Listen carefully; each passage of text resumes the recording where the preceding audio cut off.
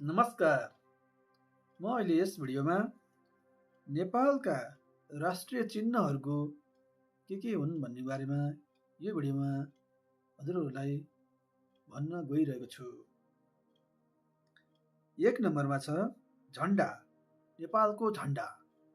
2 नम्बरमा छ चिन्ह, नेपालको निशान छाप।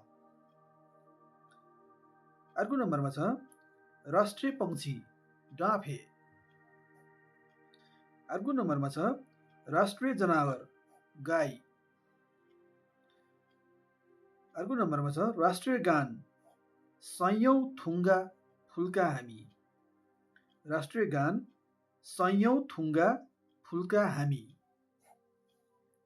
आदर्श वाक्य, जननी जन्मभूमिश्च, जननी जन्मभूमिश्च स्वर्गदपि गरीयसी।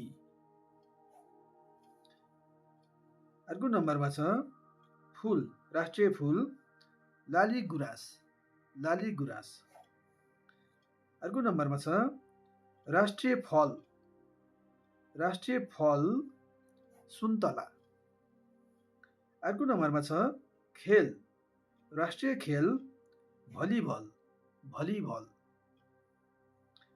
अर्को नम्बरमा छ राष्ट्रिय भाषा, नेपाली भाषा। अर्को नम्बरमा छ रङ, राष्ट्रिय रङ, सिम्ब्रिक। नेपालको नागरिक, नेपालका नागरिकहरूलाई नेपाली भनेर चिनिन्छ, नेपाली भनेर चिनिन्छ। हस् त यो भिडियोमा यति नै। फेरि अर्को भिडियोमा यस्तै रमाइलो कुराहरू ल्याइरहेछु। तबसम्मको लागि मलाई बिदा दिनुहोस्। हस् त, नमस्ते।